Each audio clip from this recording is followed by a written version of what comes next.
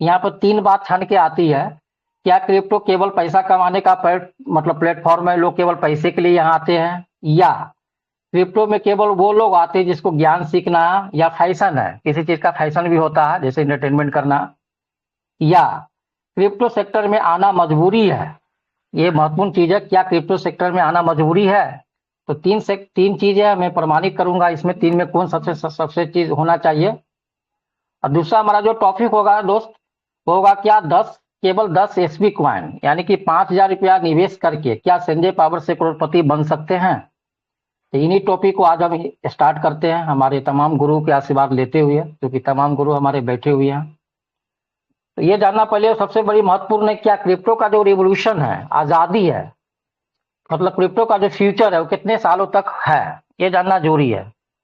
बहुत सारा इन्फ्लुएंसर थे, बहुत सारी ऐसी चीजों का आप देखेंगे तो दुनिया में जितने भी क्रांति आई है वो क्रांति एक शॉर्ट टर्म के लिए रहा, मतलब 10 साल 15 साल बहुत ज्यादा हो गया। अभी तो इतनी कंपटीशन के युग है कि जो गाड़ी आज बन जाती है किसी कंपनी की, 2 महीना के बाद उसका मॉडल ही चेंज हो जाता है।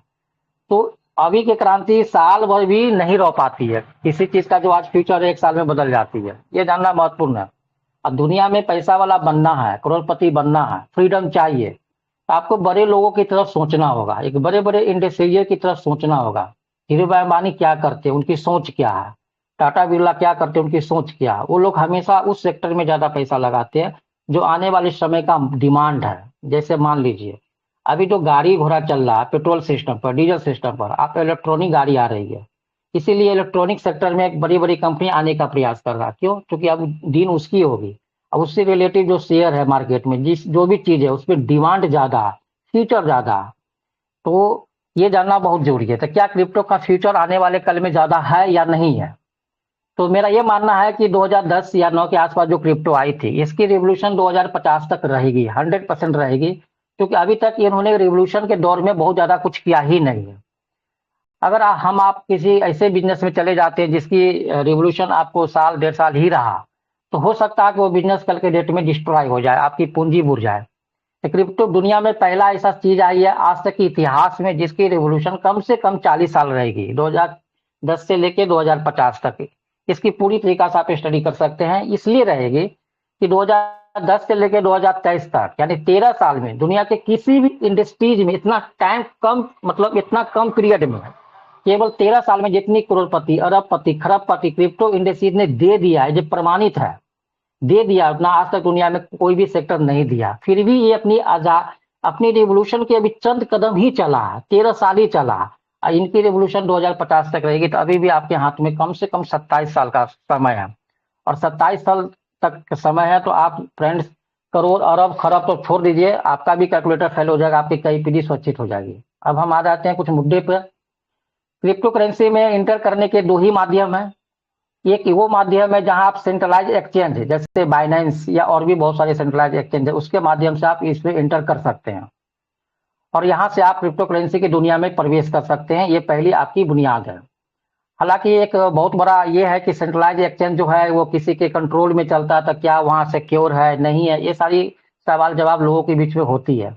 लेकिन हम ये बताना चाहते हैं कि जो भी बड़े सेंट्रलाइज एक्सचेंज होते हैं जैसे बाइनेंस है, कुकवाइन है, बाइबिट है, ये आपके मतलब गेट.io है, इन सारे जो एक्सचेंजेस होते हैं वो ऑडिटेड होते हैं, वो किसी न किसी बड़ी संस्था से ऑडिटेड होते हैं। हमारे भी संजय पावर के बहुत सारे सब्जेक्ट ऑडिट होने के लिए, मतलब ऑडिट होने की तैयारी में है। हमारे सीएमडी सर ने भी कुछ दिन पहले इस बात को जिक्र किया था।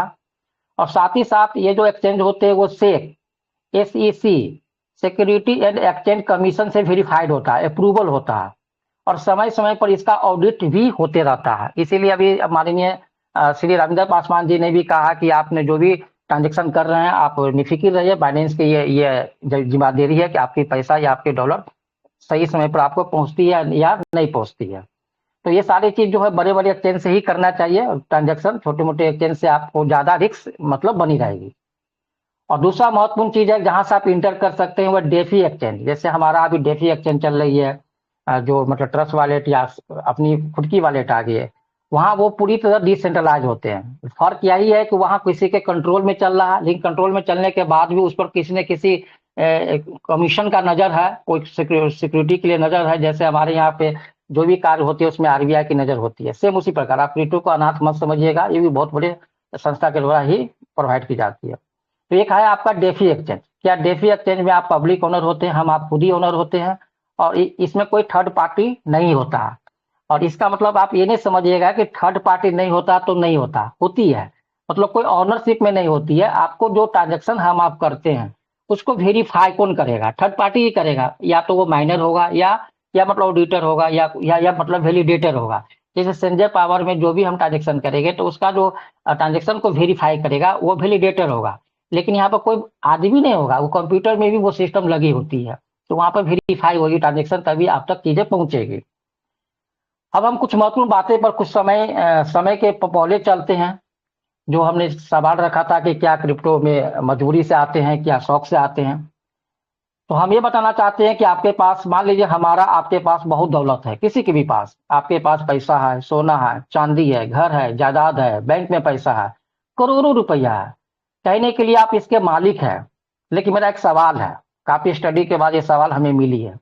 लेकिन क्या आप इसके संपूर्ण मालिक हैं? आप अपनी जायदाद के संपूर्ण मालिक हैं? आपके बैंक में जो पैसा है क्या उसके आप संपूर्ण मालिक हैं? आपके घर द्वार सोना चांदी के संपूर्ण मालिक हैं?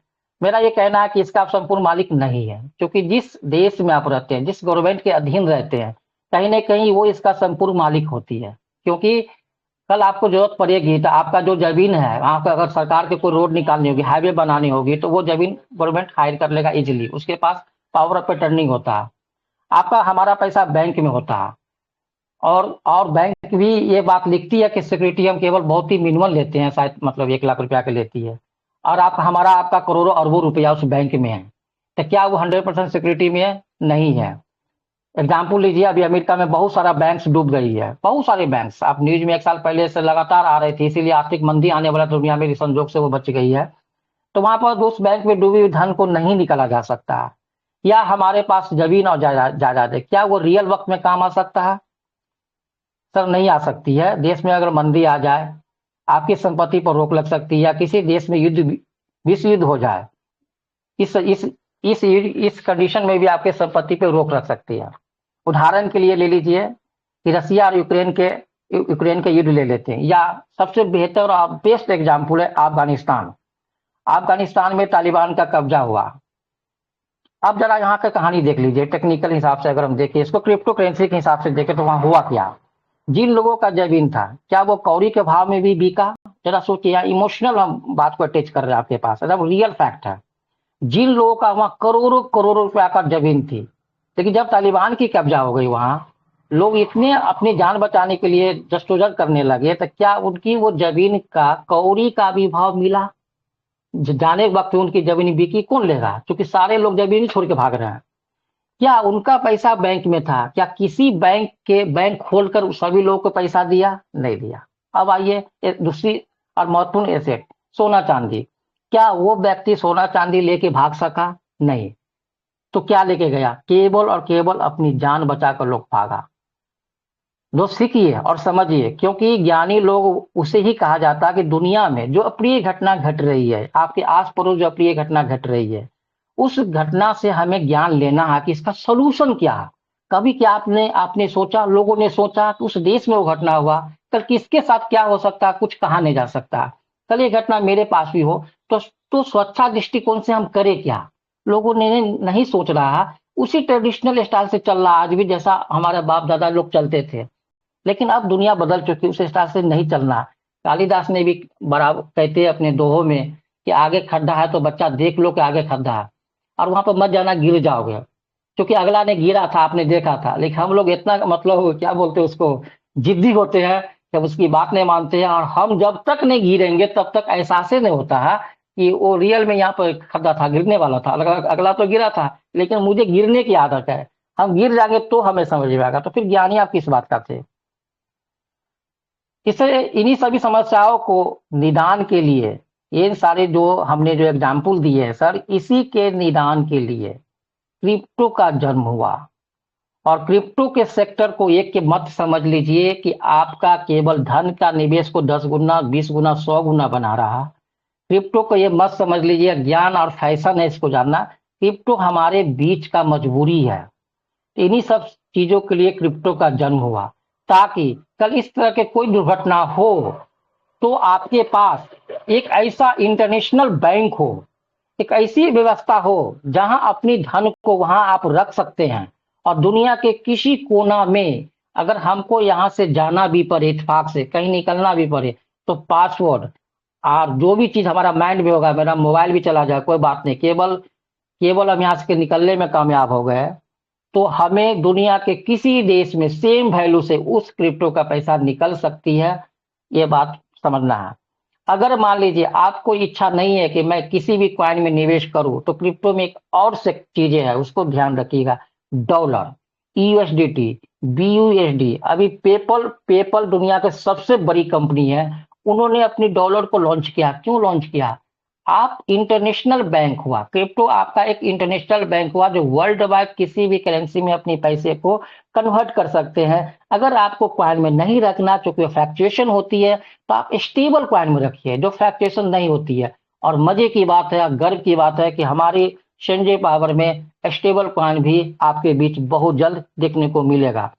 तो ये इसको समझना काफी महत्वपूर्ण बातें थी और इसको जानिए कि क्रिप्टो एक मजबूरी का सेक्टर है। हर व्यक्ति को क्रिप्टो सेक्टर में आना चाहिए कि आने वाले समय में कोई भी दुर्घटना हो तो आप कम से कम ऐसा, आपके पास ऐसा भी धन है जो वर्ल्ड वाइड है, वर्ल्ड वाइड मनी है, दुनिया में कहीं भी आप इसको विड्रॉल कर सकते हैं।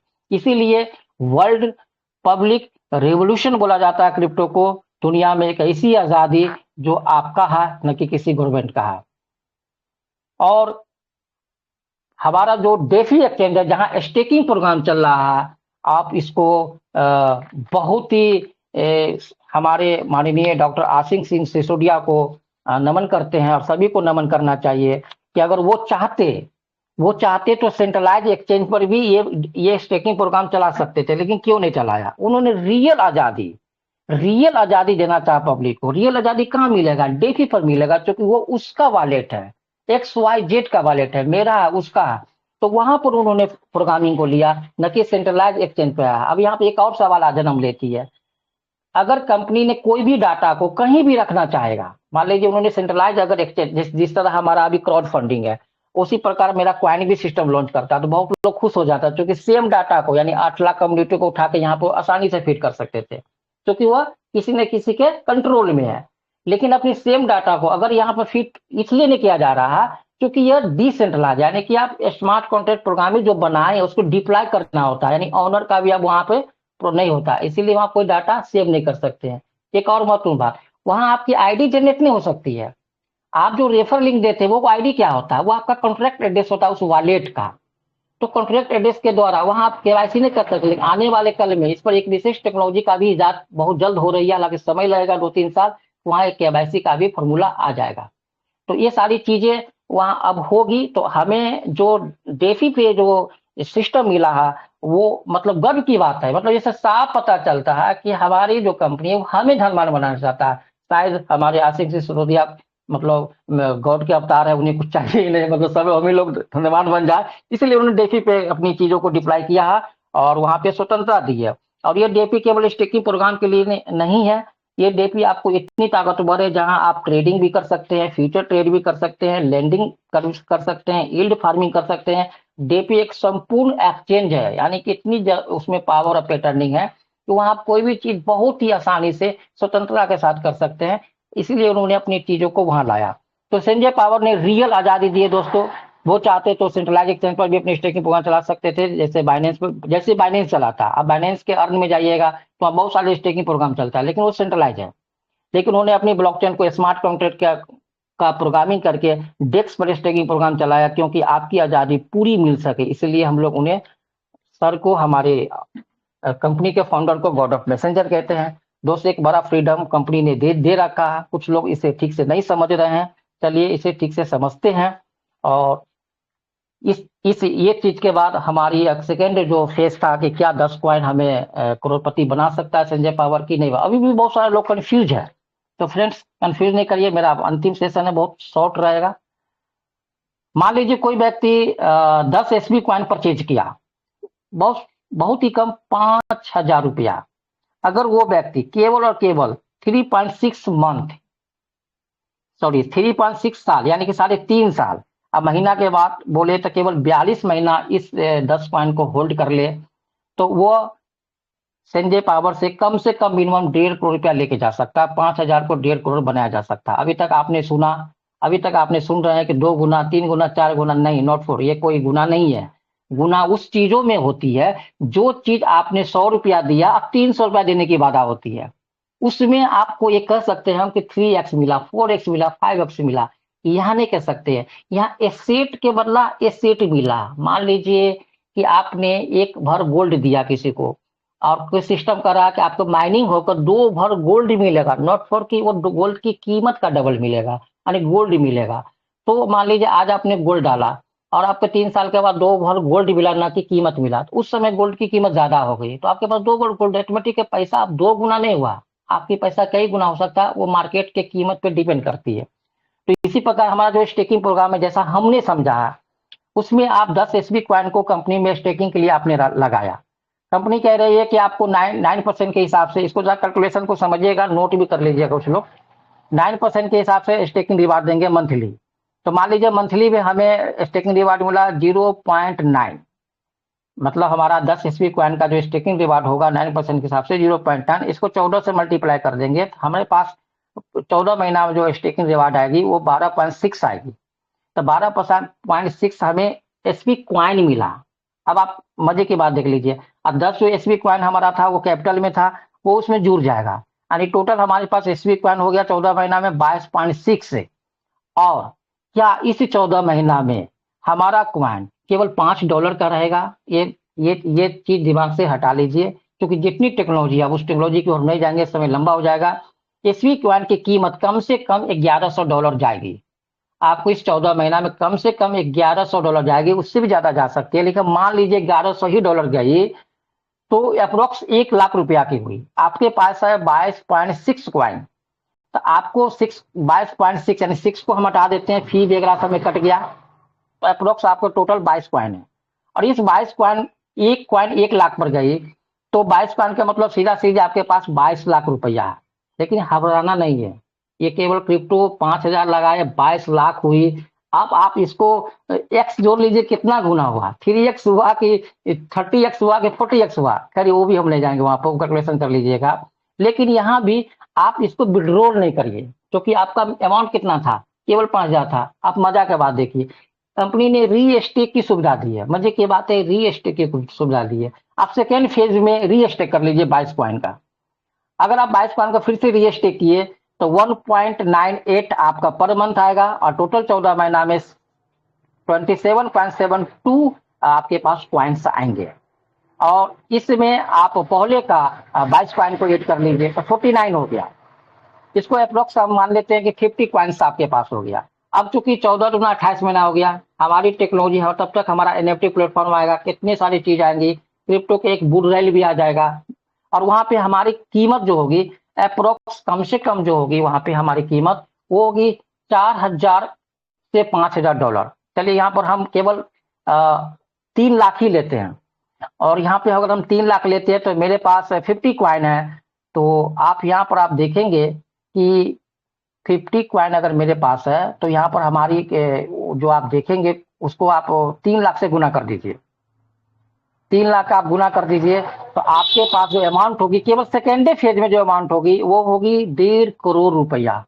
लेकिन हम चाहेंगे यहाँ भी आप विड्रॉल नहीं करें, क्योंकि आज वो व्यक्ति पछता रहा है जो ने बिटकॉइन को विड्रॉल कर लिया है, वो सारे लोग पछता रहे हैं। तो आप यहाँ भी विड्रॉल नहीं करें और एक बार फिर गेम खेले, गेम नहीं, ये तो रियल फैक्ट है। आप थर्ड फेज में आइए, थर्ड फेज में आइए, और वहां आपके पास जो 50 कॉइन है उसको फिर से री स्टेक डालिए, फिर 9% के हिसाब से आपका ये स्टेकिंग रिवार्ड मिलेगा, और आपका रिवार्ड होगा 4.50 का, और आपको 14 महीना में 63 कॉइन आपके पास आएगी, और आपके पास 50 कॉइन पहले से थी, यानी कि आपके पास टोटल कॉइन आ जाएगी 113 कॉइन। अब रेट यहाँ पर देखिए, कम से कम $10,000 तो जाएंगे। चलिए अब $10,000 ले लेते हैं हम, यहाँ पे $5,500 लेते हैं, जो बहुत ही आसानी से चला जाएगा थर्ड फेज में हमारा, क्योंकि उस समय इतनी सारी प्रमोट हो जाएगी इस कॉइन की, और इससे भी ज्यादा जा सकता है, लेकिन मिनिमम हम पकड़े हैं 5 लाख रुपया पर कॉइन हम रेट मानते हैं कि आने वाले 3 साल में हमारा 100% होना है तो होना है। और यहाँ पे हमारे पास 113 कॉइन है, अब आप देख लीजिए 5 लाख गुने 113, तो इक्वल टू हो जाता है 5.65 करोड़। और ये केवल और केवल 42 महीना में, यानी 3.5 साल दुनिया का कोई भी सेक्टर 5,000 को 5 करोड़ में नहीं बदल सकता है। और यहाँ पर ये जो प्रूफ मैंने बताया, इतिहास भी दुनिया का यही कह रहा है कि 1,000 रुपया कई करोड़ों में बदला है। तो यहाँ जब टेक्निकल बदलेगा तो मेरा एक ही बात के मानना है कि सर कोई 100 ले रहे हैं, कोई 1,000 ले रहे हैं, हमारे पास कैपेसिटी नहीं है, तो उसका कंपटीशन नहीं कर सकते हैं तो नहीं करिए। 10 कॉइन तो ले सकते हैं ना। आपके घर में एक छोटी सी फंक्शन हो जाती है, बेटे की बर्थडे हो जाती है, तो शौक से आके 5,000 रुपया खर्च कर देते हैं, केक काट देते हैं। एक बर्थडे नहीं बनाइए, बेटा को बोलिए, उस बेटा को बोलिए तुम्हारे नाम से मैं 10 कॉइन बुक कर रहा हूँ, बेटा आज बर्थडे नहीं मनाओ, आने वाले 5 साल में तुम्हारा बर्थडे हम बुर्ज खलीफा में मना देंगे, तुम्हारा बर्थडे हम आपको ये मुंबई का जो ताज होटल है उसमें मना देंगे। और ऐसा हो सकता है और ऐसा होते आया है।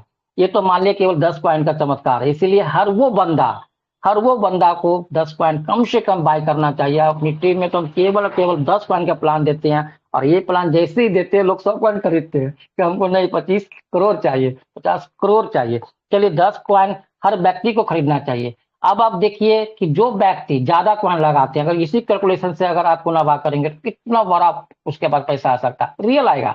या जो व्यक्ति इसको रेफर करते हैं, एमएलएम करते हैं, उसके पास कितनी क्वांटिटी आ सकती है। लेकिन यहाँ कोई भी व्यक्ति, अगर निवेशक भी लगाकर, एक गरीब व्यक्ति भी, ठेला चालक भी लगाकर 10 पॉइंट को स्टेक करे और ईमानदारी से उसको रीस्टेक करते चल जाए तो उसकी जिंदगी बदल जाएगी। और यही था हमारा आज का एक सेशन। लगता है समय सब ज्यादा ले लिया, माफ करिएगा, क्योंकि बहुत मुश्किल से आप लोगों ने समय दिया था। और इसी के साथ हम अपनी वाणी को खत्म करते हैं। सभी को नमस्कार। जय हिंद, जय संजय बाबा। जय हिंद, जय Sanjay power. Thank you so much sir, बहुत बहुत धन्यवाद, बहुत बहुत आभार।